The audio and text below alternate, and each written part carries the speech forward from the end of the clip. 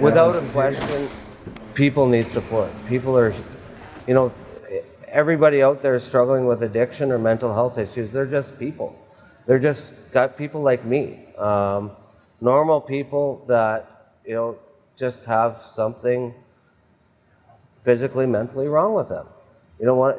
It's no different than, you know, somebody having cancer or somebody having diabetes or somebody having asthma. They just have something wrong with this part of them, and unfortunately, there's not a lot of support for that, and there's not a lot of understanding about that.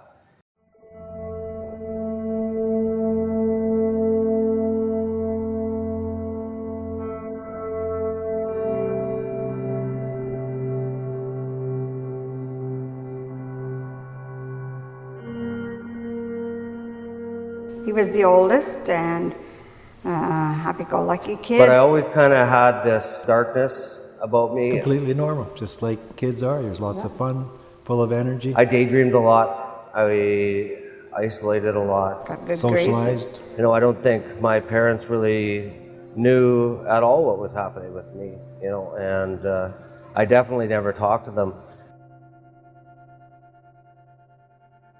But one of my most vivid childhood memories is actually sitting in the haystack with the barrel of the gun in my mouth and thinking I should pull the trigger.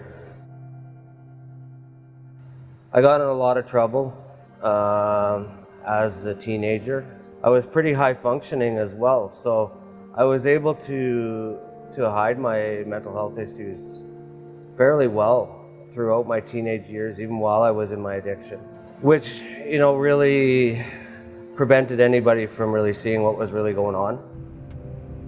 I went and worked on the rigs up in Whitecourt, and that's when I really got introduced to the drugs. Pretty much acceptable in the early 90s doing drugs on the rigs, and it was just, everybody did it. You know, things quickly got out of hand in Victoria as well. I ended up losing that job, lost a couple more, and then I got into collections, which is another perfect job for a drug addict and an alcoholic.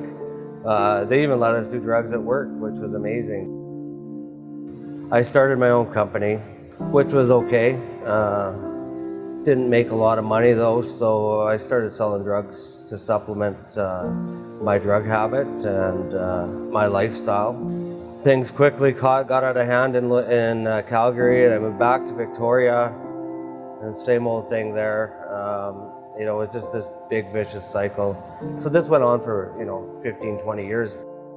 I ended up getting addicted to oxys and heroin. This would be about 7 years ago. I ended up living on the streets of Victoria, and my old business partner actually called my dad, and my dad came out to Victoria and picked me up. They had got me a bed at the Thorpe to detox.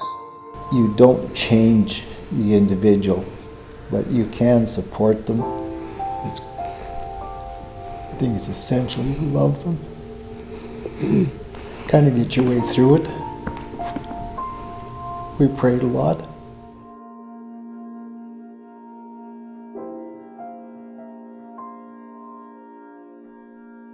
I guess I wasn't ready. I had a lot of anger issues. You know, I had a lot of resentment built up towards my life, towards my parents. I had a lot of suicidal thoughts still going on. You know, I really didn't know how to cope without drugs at all. You know, I've used drugs and alcohol to cope my whole life. And now all of a sudden, you know, they're gone.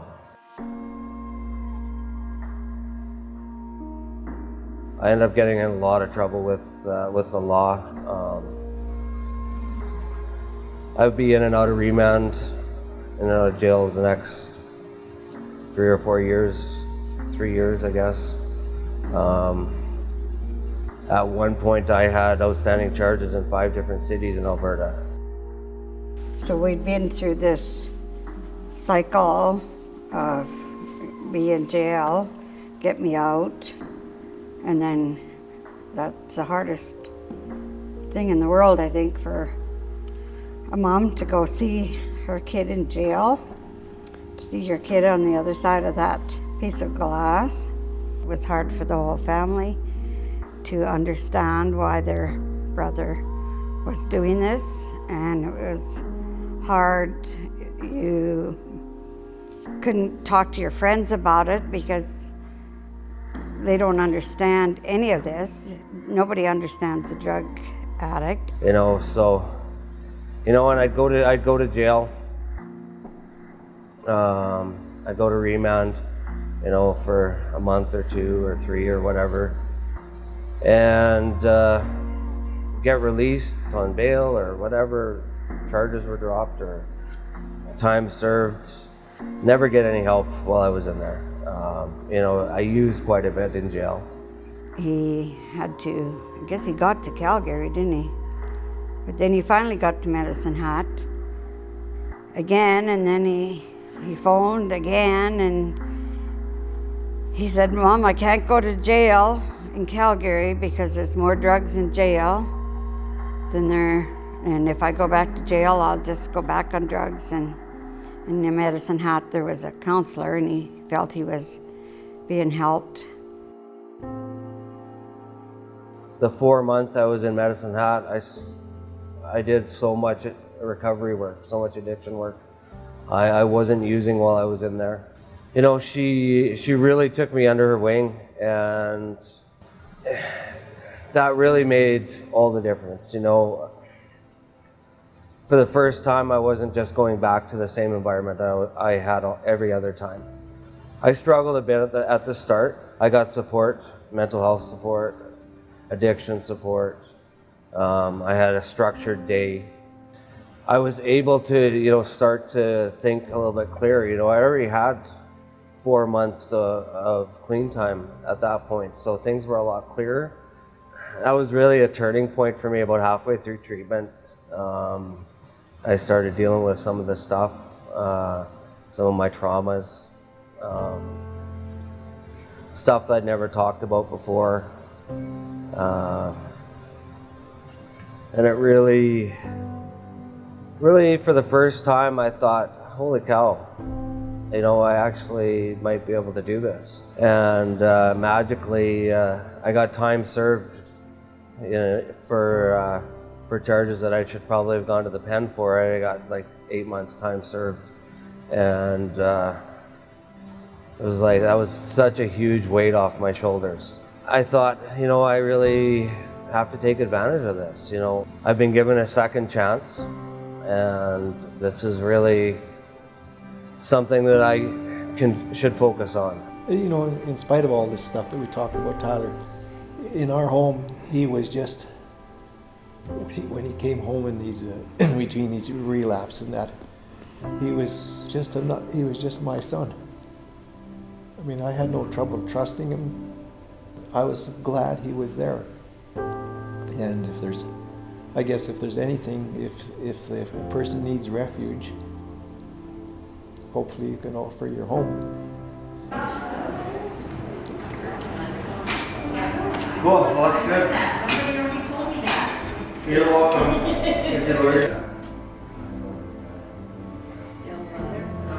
Isn't that work out just great, eh? Okay. In order for me to stay clean and sober, I had to make this recovery my life. And the only way to make it my life was to make it my profession. That's what I did. I tried to figure out, what the heck am I going to do to make this my profession? What do I really want to do? And I looked at my own experience, and it was like, the only way I made it was with a sober living program outside of jail, after detox and before treatment. That's the only way I ever would have had a chance. Had I not done that, I would still be in active addiction today. And so we need to know what it is. Okay.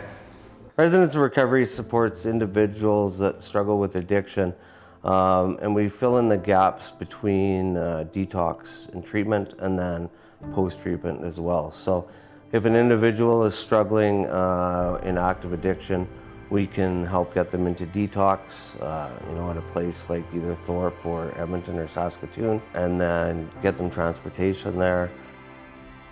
Some individuals will go into our sober living program. The sober living program supports individuals between detox and treatment, as well as after they come out of treatment as well. So, and that's a safe environment for them to, build on their recovery after treatment, or maintain their sobriety but before they go to treatment.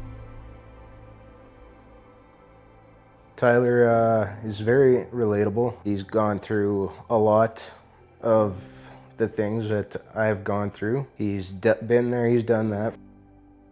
He knows pretty well my story as well. He's actually seen me through a lot of my addictions, and he never stopped offering the help. He's seen me go through hell and back, and he just kept offering, whether it was just an ear to listen or someone to vent to.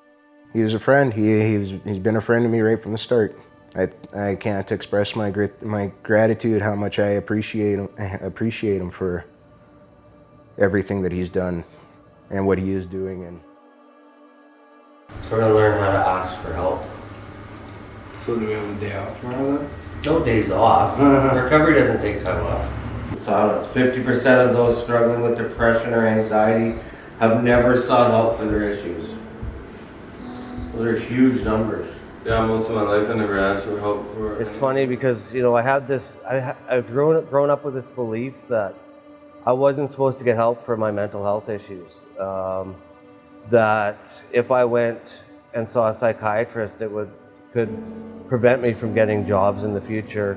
That's what I really did for years. The second somebody gives you any inkling that there's something going on, we need to reach out and support them in any and every way that we can, because it's the hardest thing for anybody to do is ask for help, and they need it. And that's how we're going to start breaking down the stigma, is when help is freely offered every time you turn around. Then all of a sudden people aren't going to be afraid to ask for help because it's already being freely given. You don't need to have all the answers. All you have to do is start that conversation with somebody. The help is available in our community, and people just need to know that all they have to do is ask for it or be offered it, and then we'll start helping people.